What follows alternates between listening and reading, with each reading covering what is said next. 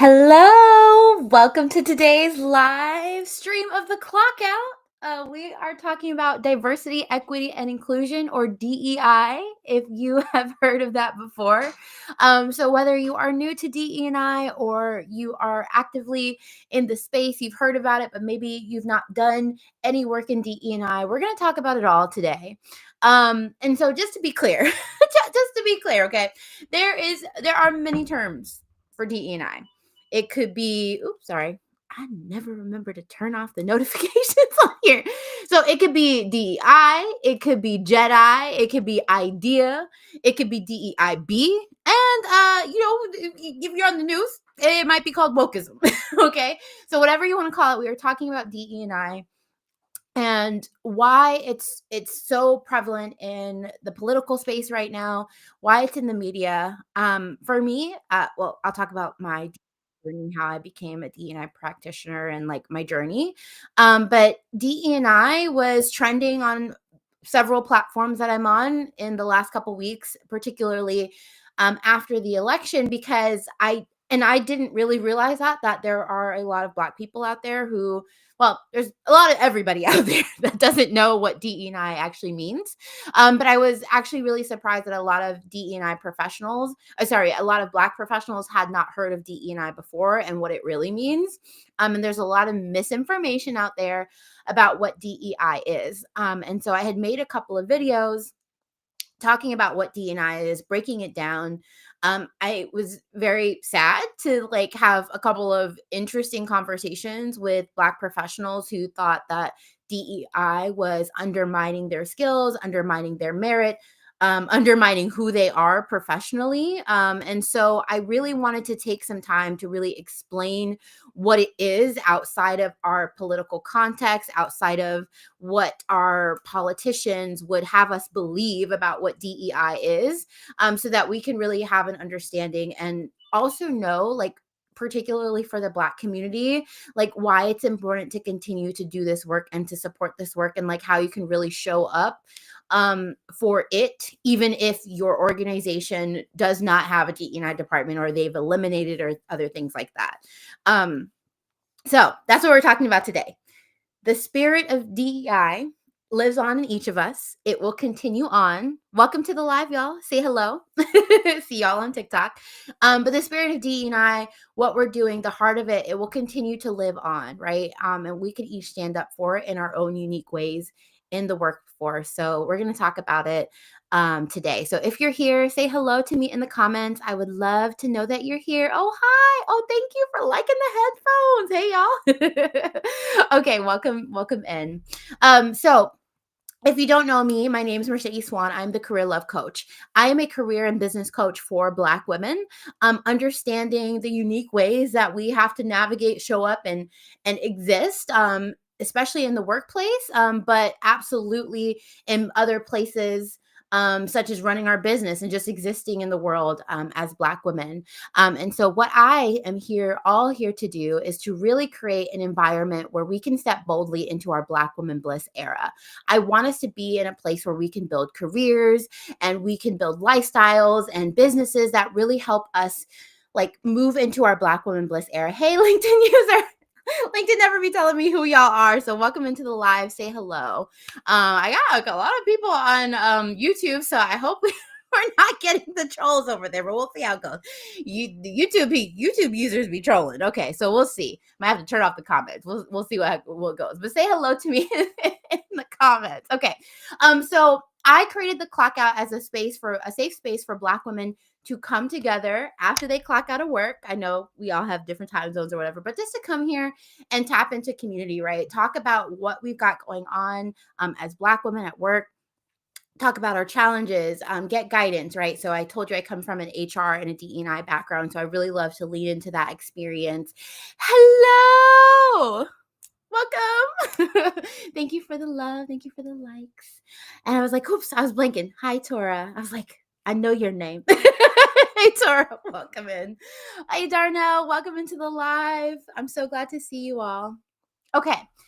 So just again, say hello, continue to like, share this live if you think other people can benefit from the content. So as we go on, like again, we're in this space where DE&I is really polarizing to a lot of people. There's a lot of misinformation about what it is. So I would love to know from you all, like, how do you describe DEI? Like, what does it mean to you? A lot of time now we're going to talk about what DEI is, what it isn't, like my journey and things like that. But for DEI, it means opportunity. It doesn't, and a lot of times when we don't focus on DE&I in practice, it means that others don't have opportunity. They don't have the ability to be seen. They don't have the ability to exist in the context, and they don't have the ability to receive the resources that they need. And so if we implement DEI in the way that it needs to be, it means that others who look like us but also do not look like us have equal opportunity to opportunity, right? They have access to that opportunity is what I'm trying to say. And that ultimately, that's why D&I matters to me. It matters so much to see others just be able to be themselves, to thrive, to exist, and not be locked out for something that really doesn't have to do with their ability or their background, right? Just being who they are and the work that they've put into it, right? And so much of the time, DEI gives opportunity, right? It does not take away opportunity, which is a lot of the things that we've been seeing lately. So thank you, Ann. Thank you so much for sharing with your network. I love to see it. And also, I just want to encourage you, like, if you have, my goal in this is to talk about what DEI is really, talk about the histories, talk about what it is. So if you have any questions or things that you really want to know about DEI that you do not know already, please let me know in the comments, okay? I want to answer as many questions as I can. Okay, so share, like, comment, let me know what you're thinking, and let's get into it. Okay, so I'm going to start off with my story, right?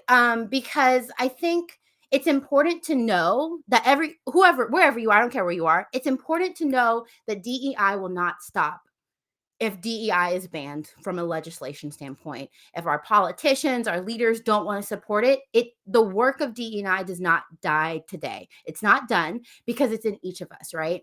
And I'm telling you that because that's a really integral part of my story, okay? So I did not know about what diversity, equity, and inclusion was, I think until like 2019. I was it 2019? Yeah, 2019. I was even working for a university that had a DEI department. Sorry, I was attending a university that had a DEI department that I didn't know what it was or what it did. Like I just, as a student, I had no idea. So even though it was around me, and also probably in many ways I benefited from that department, I did not know what it was. And so I left. I graduated with my master's in management and my undergraduate in psychology. Still, I didn't know. I was having conversations with professors, and they were like, "Yeah, you could totally probably get more funding for a PhD because you're a Black woman. They're underrepresented." Like I was seeing the conversations that was happening that were supporting me and my growth and development, but I didn't actually know the product of it. Okay, so I say all that to say of like I left, I graduated, I started my HR internship. And when I was in that HR internship and beyond, like I was hired full time, I was having conversations about, bringing in underrepresented talent, right? How do we bring in talent that's not represented, whether that's by age or gender or race, right? In that particular organization, women were that field was an absolutely male dominated field. You could, if you even tried to go out to in that industry and go into one of their organizations, you'd probably see one or two women in that field. And it was a challenge for women to navigate that field because it was so male dominated, right? And so as an intern, one of the first exciting things that I was able to do is go ahead and create pathways and open lines of communication with colleges that were more likely to have quote unquote underrepresented groups, right? And again, people like to say, oh, this is just hiring Black people. It is not. We were really trying to hire women from all backgrounds and demographics, right?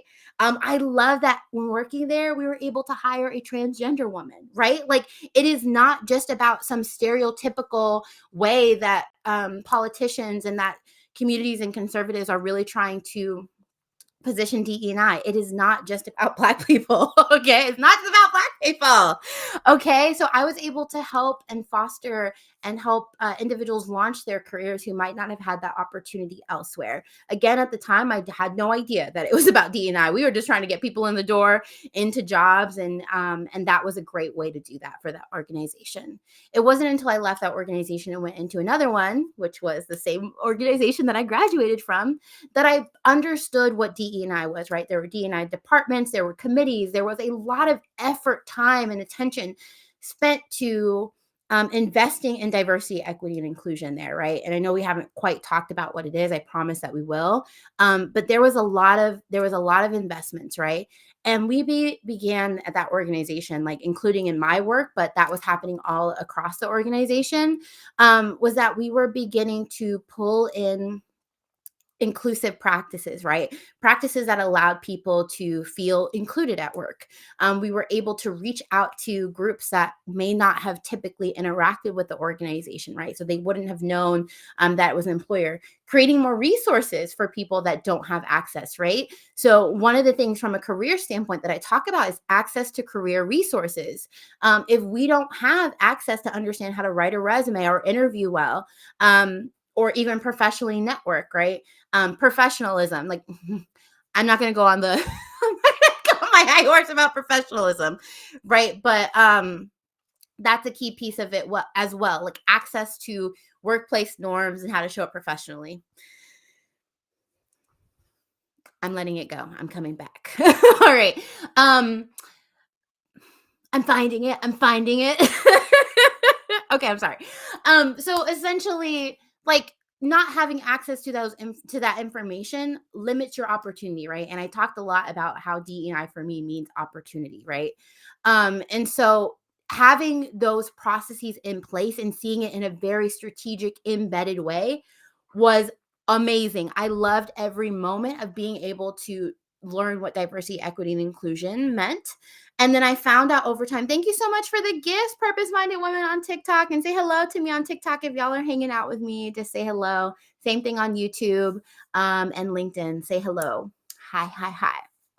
Okay. Oh, thank you for sending it out, Darnell, to 25. Oh, the love. Thank you. I appreciate you. Okay, so I think the saddest part of this story here is I began to see the writing on the wall. So if you don't know, I'm from Florida. I live in Florida. We have seen the political debacle that is diversity, equity, and inclusion, that is critical race theory, that is anything equity focused, particularly for the Black community and for the LGBTQ plus community in Florida, right? And I'm not saying those are the only groups that are impacted. I am absolutely certain that individuals who have a disability are impacted in that as well. But seeing the attack from a legislative standpoint in Florida has been truly just wild, and truly sad work to watch. And so because of all this legislation, because the conservatives see higher education as the pipeline to liberalism or being on the left, whatever you want to call it, wokism, I think that was one of the first places that they decided to focus on to hinder this ideology being spread, right? Of wokism, of diversity, equity, inclusion, of I don't know, just greater awareness of our society, right? I think that's a key piece. And so the university I was working with was just doing just such amazing work with getting people to think critically about who we are, what we're doing, our society, education, our systems. And so when it came to that, the organization that I was working with, I think, was very intentionally targeted. So if you just go look at the news, higher education in Florida, DEI, wokeism, political political plants, like it was really wild to just see how much higher education and the government systems in Florida were being targeted to really like degrade this work. And over time, more legislation was coming, revising DE&I programs, and eventually there was legislation that said that no public funds could go to diversity, equity, and inclusion. And that's when a lot of that time, all of that work stopped. The department was released, essentially, which is what we're seeing right now. So this was over a year ago, maybe 2 years ago at this. No, probably more like a year ago, year and a half. Maybe. I don't know. Anyway, all I'm saying is it happened. You can go get the dates. I don't do dates well. But what I'm saying is I think it's sad that this is what's happening, right?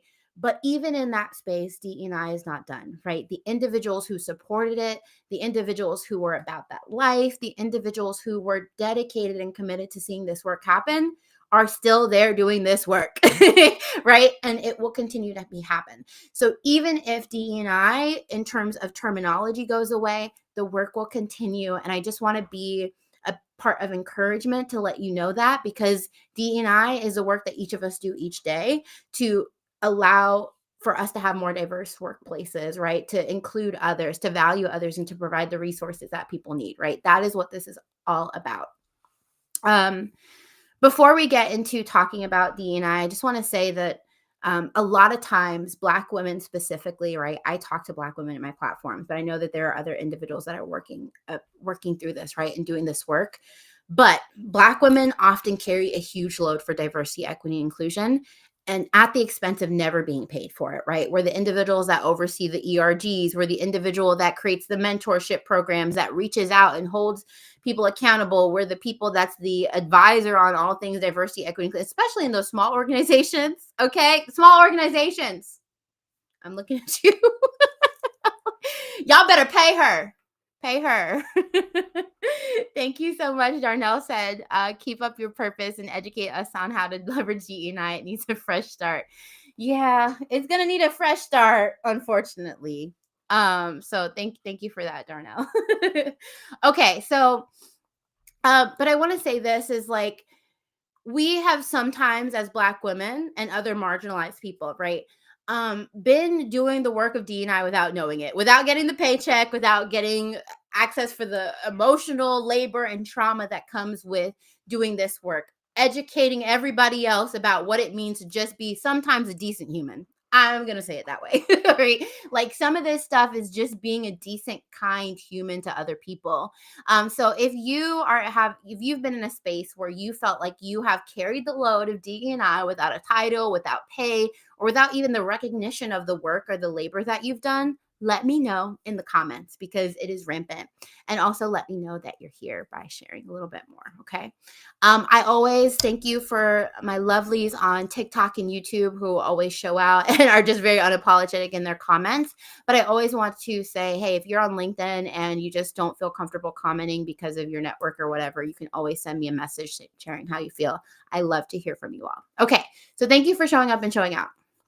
Okay, so I want to go through a couple of the terminology of what DEI is, because I think that's a part of really understanding, right? When we talk about a fresh start, does DEI need a fresh start? Do the people who are really doing that work, hey, Nola girl, hey, welcome in. But like, I love how you were like, DEI needs a fresh start. And I find it interesting because, like, does DEI, the people who are actually doing the DEI work, do we need a fresh start? I don't think we need a fresh start. I mean, we're going to have a fresh start just because of where we are, right? But like, do we need a fresh start, or do we need to actually have people who understand how to do the work of DEI in a correct way that's not performative? So like, we're going to talk about the performative pieces as we go on, and why in part the negative press about DEI not being effective is due to some of that performative nature. And people like to throw that into DEI professionals' faces, where it's like, not all DEI is made the same, right? So we need to really talk about it. Okay, so diversity, right? Diversity is making sure that individuals from all different backgrounds and experiences, identities, and we talk about this idea of lived experience, right? So we both may be Black women, right? We both may be Black. We both may be women, right? But there is an intersectional piece for us that, based on how we grew up, based on where we lived, based on, I mean, we talk about we talk about this, right? Like, our parents and our own unique cultures, even within the Black community, we all grow up differently. And that's the understanding of intersectionality, right? We each experience the world a little bit differently based on how we grew up, what we experienced, right? And what we call our lived experience. It's what we actually went through, right? And diversity in DE&I is the part of ensuring that no matter your representation, no matter your identities and your experiences, that you are able to be represented, that you're able to be here. You have a seat at the table. And I think that's what people miss out on when they say, oh, diversity, equity, the DEI is all about, oh, just placing Black people into positions. No. One of the most common myths about DE&I is that it's only for a certain group of people. Let me tell you this, probably polarizing. Diversity means that white people have a seat at the table too. It just means that other people do as well. Okay. So D&I is never about excluding anybody. I remember I had this one conversation. I was overheard this crazy conversation.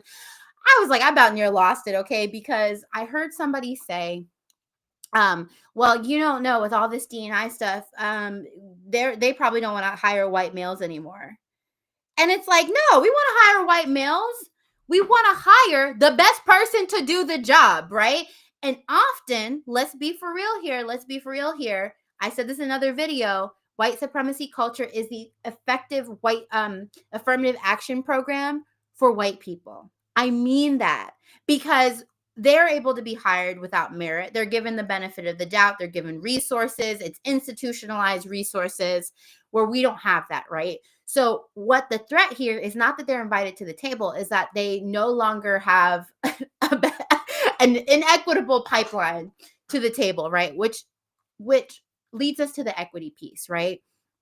So equity is different than equality, right? Equality means that everybody is given the same thing, right? So it says, hey, Joe and Jerome, JJ, you both can fill out this application, right? Here's your application, right? You get to come to this job. Here's the application. Well, JJ doesn't have any family members who have ever been in this position. None of them have ever gone to higher education. None of them understand what it means to correctly fill out an application, right? And now this is a gross understatement, right? Now, and I'm saying this because I've seen this like in my own life. Okay, right? Okay, so all right, so I'm in an interracial relationship, right? So I've seen some of these shifts in how I was raised and the access that I had versus my fiance. Okay, so it's real. Okay, but Joe comes to fill out the application. He has his aunt, his family, his mentor from college, all of these people that have already gone through this process and already understand, who are helping him fill this out, right? And so, of course, he's more likely to answer everything correctly. Of course, he already understands the norms. Of course, he has already had somebody who from the inside of the organization tell him exactly what he should be filling out. That's the difference in equity, right? Jerome needs the same resources as Joe, and Joe doesn't have it, right? And maybe actually Jerome needs more resources because he doesn't have all this other support, right? Maybe he needs a mentor to help sit and help him fill out that application so he better understands what's on the application, what it means. That's what equity is. Now, it doesn't make Joe any less of a qualified candidate. It doesn't even take resources from Joe. Nobody took resources from Joe. They just said, Joe, you already have resources. Okay? That's the difference. That's what we're trying to say about equity, right? People are getting the resources that they need based on where they are, based on who they are, based on that lived experience that I just talked about. Okay? Let me take a sip of coffee because I'm going in on y'all. All right. Well, if you're still here, let me know. Say hello in the comments, and also let me know if you have any questions that I can clarify about diversity and equity. I think equity is one of the key pieces that often gets really confused about what it means. Okay. So inclusion is almost about the setting in which diversity exists, right? So how can we create an environment where people feel valued and empowered and it's connected to belonging, right? Where belonging is sometimes thrown into this acronym, right? It doesn't mean that it's separate. It just means that how long is the acronym going to be, right? Okay, but so a lot of people say DEIB, and the B is for belonging, right?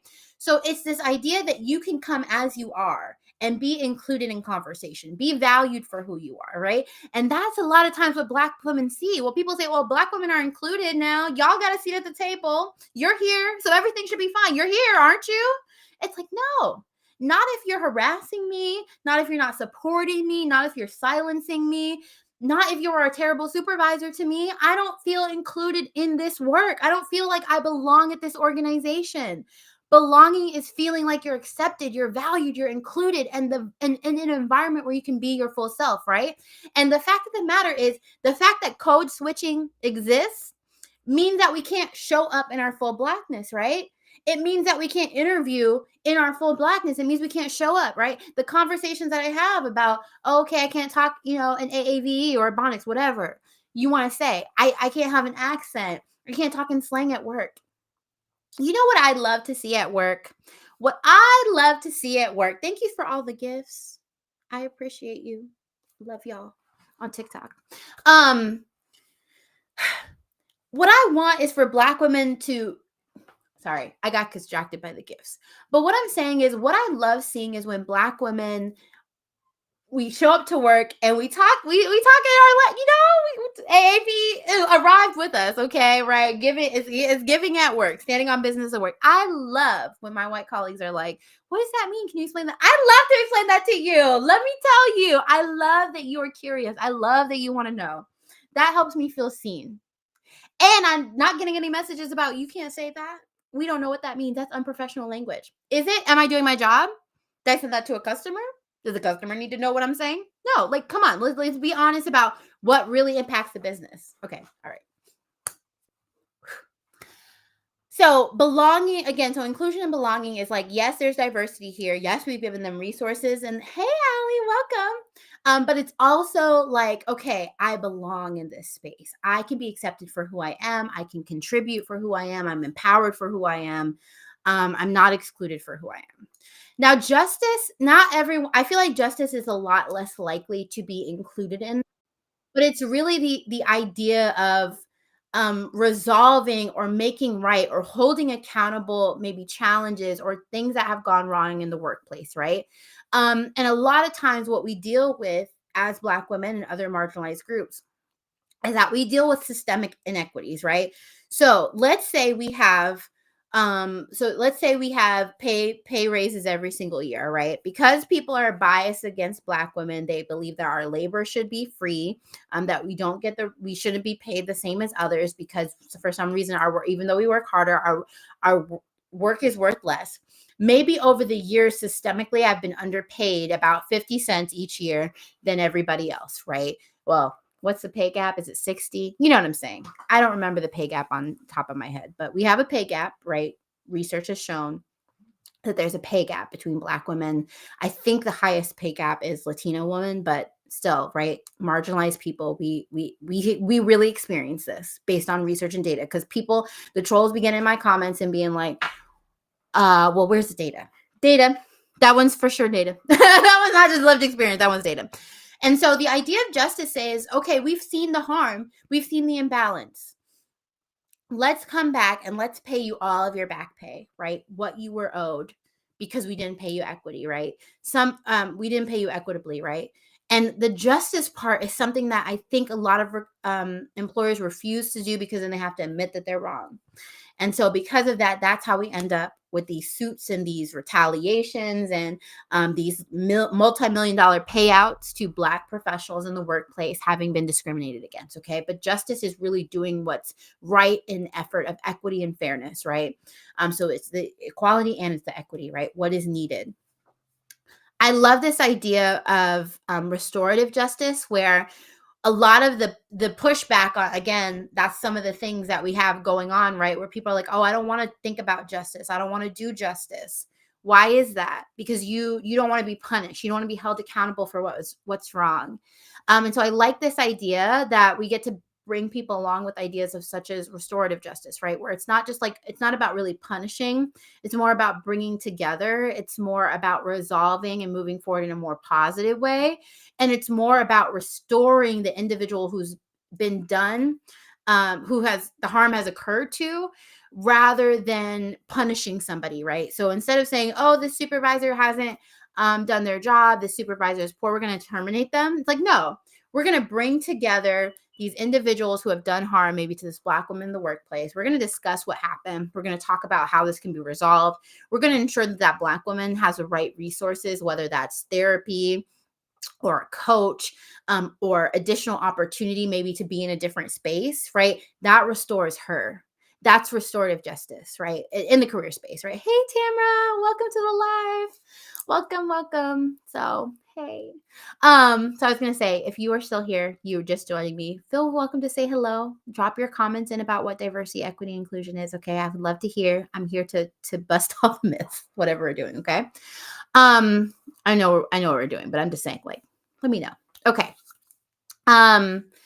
So I think the interesting thing that I really like to think about is so much of diversity, equity, and inclusion is not about getting revenge, right? It's not about retribution. It's really that we want equity, we want access, we want opportunity, right? And not undue access, right? We just don't want the barriers that we have in place that other people don't, right? And that's so important about this. So let me know in the comments if I'm clearing up things about diversity, equity, inclusion for you. I hope I am. Hey, Rachel, welcome to the live. Okay, so the last definition that comes up, and if I'm missing any definitions, y'all let me know, right? Because I think we keep adding to the list. Okay, we keep adding to the list. So it's accessibility, and accessibility. So there is an accessibility that's related to disabilities, right? And so there are protections, just like there is for race, for individuals with disabilities to have access to the resources, spaces, and things that they need to survive, right? I think a lot about accessibility from my own lens of ADHD, right? And how can we be more accessible to enable ADHD people to do their best work, right? Or to show up and contribute in their best, highest way, by giving them the resources that they need, right? So it is a part of inclusion, it is a part of equity, and it is a part of diversity, right? Because you're providing access, right? And I told you, like, my bend is the opportunity, right? And so it is about, right, removing barriers for individuals with disabilities, or learning differences, who are neurodivergent, right? But some of it is also systemic, right? So how do we ensure that Black women have access to the same systems, right? Or how do we remove barriers for Black women to advance, right? Accessibility, right? And we talk about, again, and like, I'm trying to get away from this idea that this is only about Black women, but of course my platform is built for a place for Black women, right? But neurodivergence, right, spans all races, spans all geographic areas, all age ranges, right? And so accessibility is not just about race. It's about how you are experiencing the world and what barriers you have and how we can reduce those barriers, right? And provide greater opportunity. Okay. So I want to go into talking about, like, why DEI is not going away, but I do want to answer any questions that you all have, because I know it's a lot, especially if you have never heard of diversity, equity, and inclusion before, and you've not heard this content before. So please let me know. I love y'all. I love y'all bad. Okay, so DEI is not going away, right? I know that we see the Walmarts and the McDonald's and the Tractor whatever and the Metas and whoever. I don't care. Whoever the people are out there that don't want to be committed to this work any longer in whatever way they share it. Oops, 1 second, y'all. I'm going to switch my Wi-Fi. I didn't realize I was on the wrong Wi-Fi.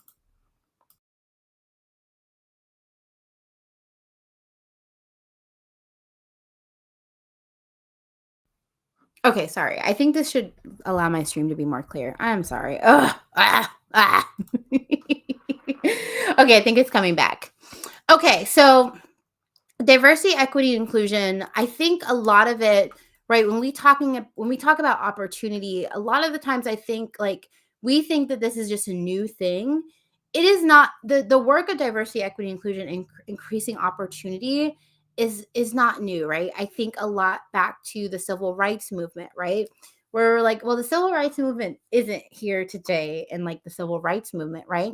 But it accomplished certain things to help move forward, right? With the Civil Rights Act, right? Which outlawed discrimination, gave us the protections that we have today to be able to have legal recourse for being discriminated against, right? To protect sex, right? And there's been evolutions of that, right? with the executive orders that protect LGBTQ plus people, right? And their rights to not be discriminated against in the workplace and otherwise, right? And so this work continues on today, whether or not we see it that way.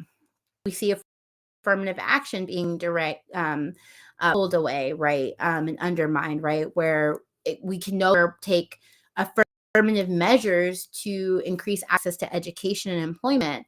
Again, we have this challenge with calling it, oh, we're giving access or undue merit or things like that. It is never about that. It is about increasing opportunity, increasing awareness, employment opportunity, right, to marginalized groups, right?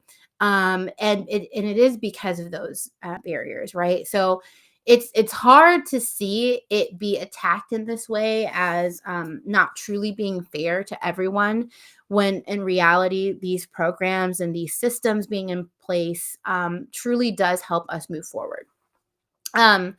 I think a lot. So as I was researching for this and kind of the connections throughout history, I didn't really think about it this way, but corporate social responsibility came up, right? With this idea of like, okay, our corporations, they're here, but what are they doing for the community? How are they connecting with the community? How are they being responsible for this community and the world and like the work that they do, right? And I think there are organizations still doing corporate social responsibility and engagement in their communities and things like that give back, but it's one of those ideas, like it's a continuation, and in many ways corporate social responsibility can be performative as well, right, where it's not really a commitment, right, it's just to feel good, to have a number, to say that we care, right, but when we really don't. And I think that's a lot of what, like, for instance, what we see in Walmart and all of these organizations that kind of came out and said, oh, we are going to invest in Black business owners. We are going to invest in Black communities. We are going to do this after the George Floyd murder. I might not be able to say that online. Sorry, TikTok. Hopefully my life's still up over there. TikTok me censoring over there. But like the point is in this is like, what is the extent to which we are really actually impacting change, and we have programs that are really doing the work versus just saying that they do the work in the performative manner, right? Where we have the Walmart, right, who had so many very anti-Black things going on, right? I talk about that, like I have spent as little money in Walmart as I possibly can. When the Walmart stuff, when the DEI stuff came out about Walmart, I actually went back to my budgeting app and I was like, oh, they got about 50 of my dollars. I was probably stuck in the middle of nowhere, couldn't find what I needed because I don't go in that place. Okay, all right. So I think the interesting thing is we talked about, this evolution from the civil rights movement and how much of the energy has continued on today with continuing to improve our systems, our organizations. And I think a lot of the civil rights movement was really this like outright discrimination, right? That the Black community and of course other communities dealt with, right? Women too. There's a lot. Okay, come bring it back. I think what diversity, equity, and inclusion is different in that we understand that just because there is a law and just because we're fighting for certain rights, now what does that actually look like to shift and transition our structures, right? Our systems, right? A lot of discrimination is structural, right? It's based on how our systems are structured. It's based on how we do things. It's embedded in a process or a system, and in an institution, right? Like we talk about housing discrimination, right? That's an institutionalized discriminatory system that has impacted Black people forever. Well, not forever, but you know what I'm saying. Since we could own property. Okay, so what I'm saying here is that because that's the focus of DE&I, because it's meant to be programmatic, because it's meant to be stored and evaluated in systems, it means that DE&I can be embedded into everything that we do. It means that we can have more diverse, equitable, and inclusive practices without calling it DE&I, right? I talked about how I didn't know what that was before. And it means that if I didn't know what it was and I continue to do the work before I knew what it was, then I can continue doing the work without the name. And so can you. And so it might mean advocating, it might be changing a system because you know what it is. And if we have to change a system without the names, I don't really care. I do not care. I am not attached so much to a name that I would not move forward with the work. And that's what I want people to know. Do not be so attached to how D&I is being treated in the workplace to really listen, to really understand what's a shift to mitigate risk, what is a shift to continue the work in another way that can be just as impactful, if not more, versus identifying who is doing it in a performative way, right? And so we see, and like I was saying, right, like so many of these D&I programs have been done under duress. And because of that, we understand that DEI in so many of these organizations was so performative that this reeling back, that this backing up was not a surprise to people who are truly D&I practitioners, right? Really doing the work. I don't say that to say, like, I'm not saying that to say calling people, saying that they're fake, but I'm saying that there are a lot of organizations who have put a DEI professional into a role to placate the public, but they had no intentions of actually doing the work. And that's where we get performative DEI, right? They want to say we do DEI for the clout, for the public support, in the pressure, particularly the pressure after 2020 and the murdering of George Floyd. They made that change to look okay, right? So that to look safe, to look like they were understanding of what was going on in the culture and in our way of being and how frustrated we are.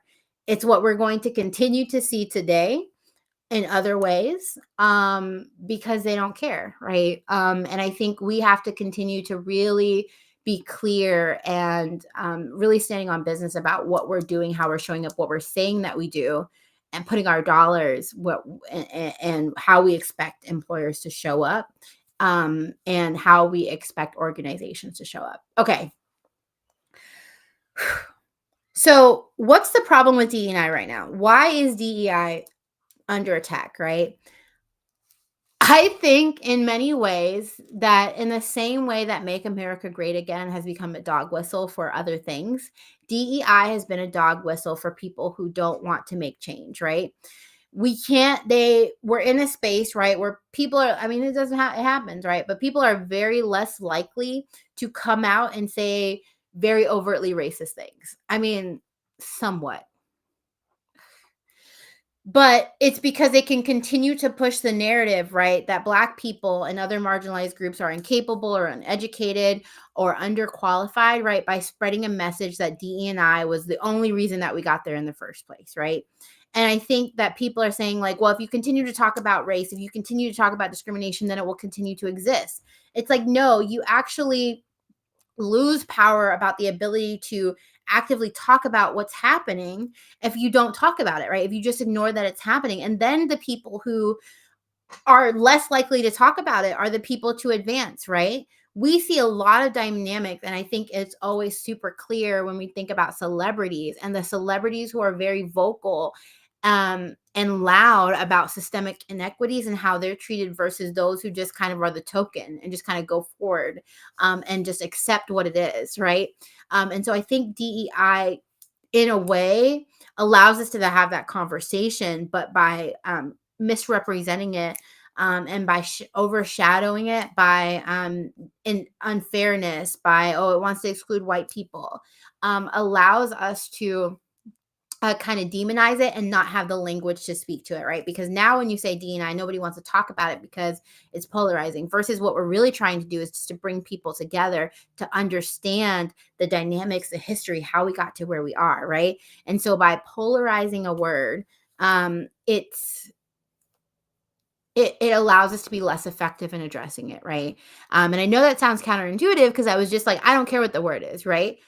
There are a lot of creative ways to talk about diversity, equity, and inclusion in ways that do not say DE&I, right? Some of the words is like Okay, what about cultural competency? What about creating a positive work environment, right? Those are all ways to talk about DE. Those are both ways to talk about DE and I. Innovation is another way to talk about DE and I, right? If we talk about the fact that equity was looking at a lot of systems and how those were structured, right? And if we talk about, oh, innovation is a way to just re-envision structures to be more effective, to be more efficient, to provide better outcomes. That's all D&I, baby. Okay. I love talking about DE&I from a standpoint of innovation, because that is what it is. Because being innovative in the way that we allow people to show up and do their work, mhm, inclusive. Inclusive, right? And it allows us to shift things, right? Because I said this is about not seeing the change, and it's about not sharing power, right? Um, and not calling it for what it is. Discrimination, racism, right? Okay. Whoa, your girl is talking. Um, okay, so I think one of the things is talking about the future, right? Talking about what's next for DEI. And I think a big part of that is that we have to start listening. I think unfortunately that sometimes we don't listen, we don't remember. Hello, operator. I don't know what that means. Daniel, you too. Hello, operator. Oh, is it because of my headset? That's hilarious. Okay, I'll be the operator now. I got my loan.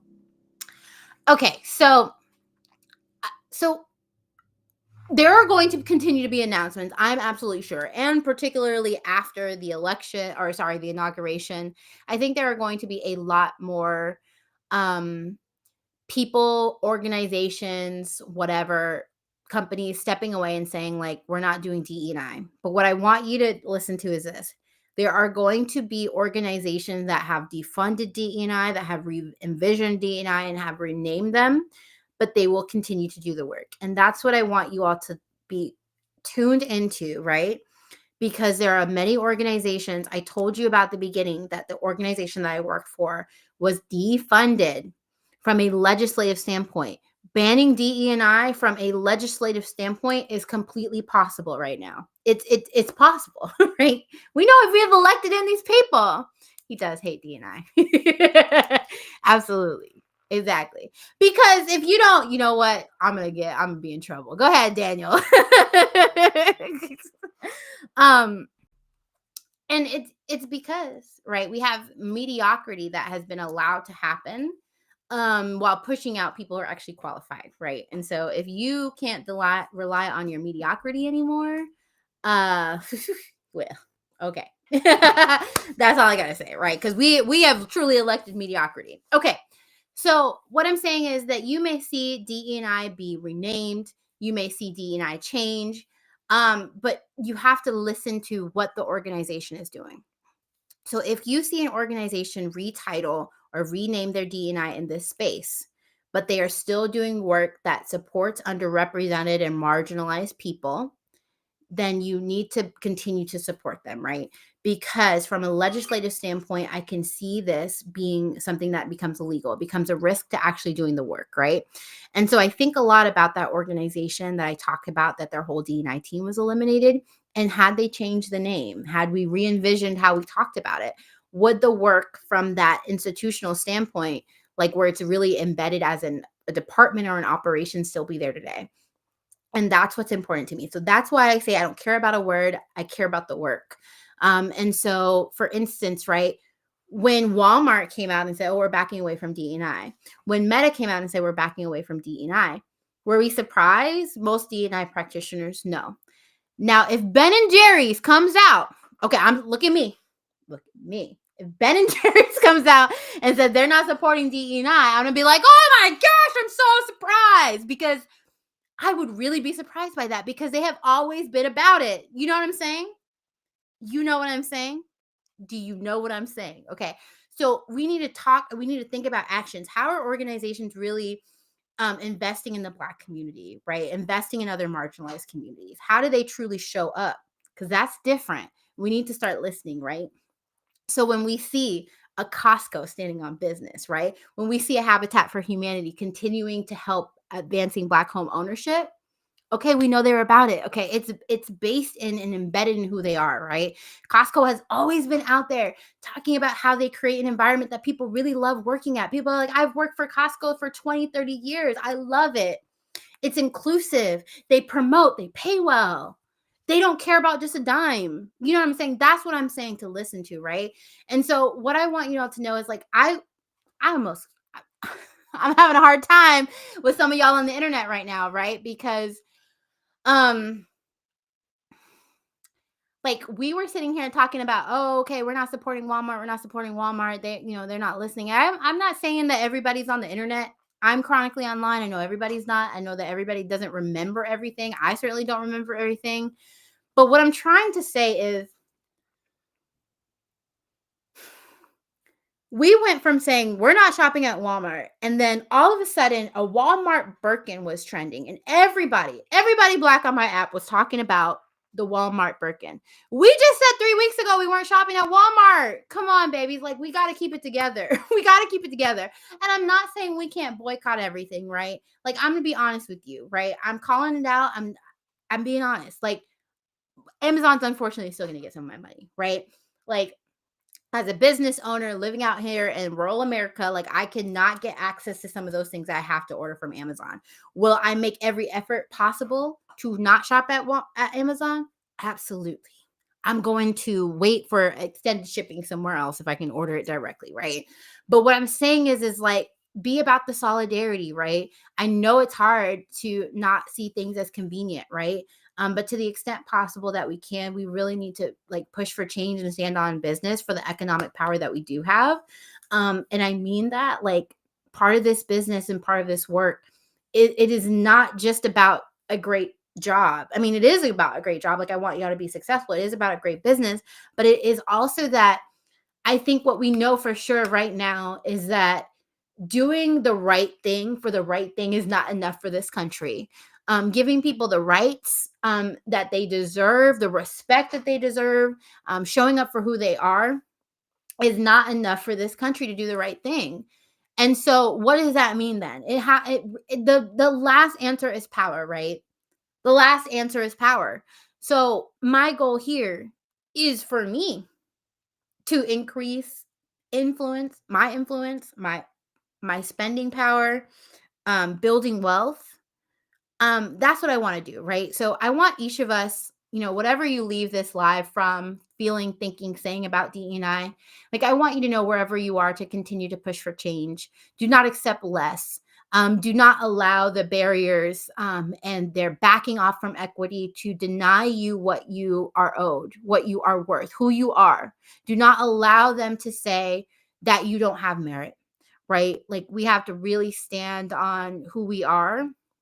um Try and take time to give back, right? I know that economics are hard right now, inflation, other things like that, but, like, honestly, give back to your communities, right? Make sure that where you're giving and how you're giving is truly giving back to your local communities and what your local communities need. I have been so, just honestly, so I have loved this list going around about helping Black families in California that were impacted, right? And that is community. Like, that is organizing. And I think the more that we can plug into the Black community to support each other is what we need. And again, that's about that economic wealth. That's about that economic power to support each other. Okay. Um, One thing that I want to talk about is, again, we need to show up for each other. We need to show up for each other. We need to support each other. But also, I'm very clear that Black women are resting. I am resting. I think Black women left the election very tired, very disappointed, um, and kind of feeling like, all this for what? For a country that doesn't want to see itself thrive and would rather see marginalized people um, uh, destroyed, disenfranchised, not supported, under resourced, rather than create an America that's better for all of us. Hey, Michelle. Hey, it's good to see you. Hi. But we live in an America that would not rather see the collective growth, but would burn it all down for the opportunity to retain power in one group of people, right? And that's why I think, yes, DNI is polarizing. But I want to say that, like, Black women are warriors. Like, we feel like we're gonna fix it. We're gonna revive. We're gonna work until we figure this out. And I just want to encourage you to say that, like, I think we have saved we have saved America enough. It's time to save ourselves. It's time to save our communities. It's time to be selfish with ourselves. It's time to lean to self-care. It's time to see us focus on what we need. I mean that. Focus on you. Um and also focus on other communities with solidarity, right? I made a video that, like, went a little bit viral on TikTok, where I was talking about one of the communities that has very much stood in solidarity, is the LGBTQ plus community, right? Um, and that there are other communities that I will continue to stand for, but I'm resting, right? I'm not going to save America. I'm focusing on the bliss, flourishing, and thriving of Black women. That's why I went full time in my business. That's why I care, why I never gave up after literally struggling to build this business for years, because it's what I feel like is my purpose. And so I say all that to say to take care of yourself, right? Push for change for you, push for change for the community. Do not give up. Take yourself out of that burnout cycle. Focus on you, your flourishing, your bliss, um, and what you need. Um, and don't fix the world. We can't fix it. They don't want it to be fixed. They don't want it. They don't want to fix it. Okay, so wow, I talked a lot. I could continue to talk about DE&I forever and ever and ever. I mean forever, ever, ever, ever, ever. It's a core of who I am. And so what I want to say is, like, again, if you have any questions, even if you're watching this later, recorded, whatever, I don't care. Let me know if you have any other questions. I will answer in the comments on whatever platform you're watching this on. Before I kind of go to any other questions that might come up from the group, I just want to share that, like, I told you just now that I am intentionally creating this space for Black women to thrive. I'm also creating a private space for Black women to get access to those resources, and a community that I have created called the Career Love Community. The Career Love Community is based on this idea of Black woman bliss. It's based on the idea of we're coming together in sisterhood and love, and support and resources, to build each other up, to create the type of, again, like, economic wealth, the type of peace, the type of power that I think we need when we come together. And I think that as Black women, we have tried really diligently to try and create that space in other places, but I think we do need a safe space, for ourselves. So I know I was getting a little bit like, but I want to invite you to join me in the Career Love Community. I am re-envisioning the community right now. I actually just overhauled all of the content. If you're in the community right now, I posted an outline of the content. Like, I'm so excited about it, and I'm so excited to create all this content.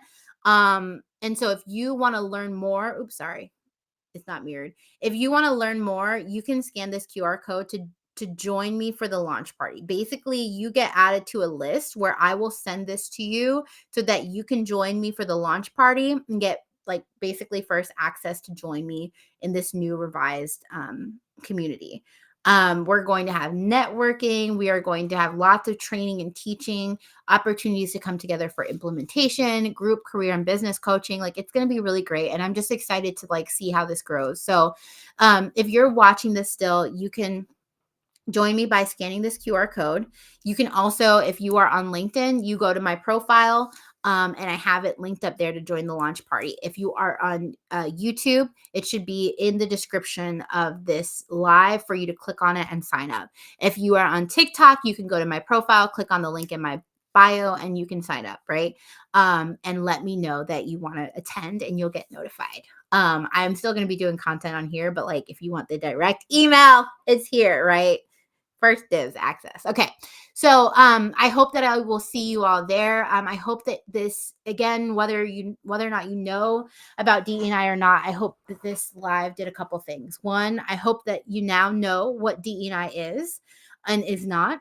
Right. There's a lot of misinformation about it. I hope that you know what it is now. I hope that you can be empowered to talk about it in a way that's empowering because you know more, and also that you can embed it in the work that you do, right? No matter where we are, who we are, and what we do, there are ways that we can think about how we can be more inclusive. How can we reduce barriers? How can we make a system or a process better for not just myself, but other people who are going through the process as well?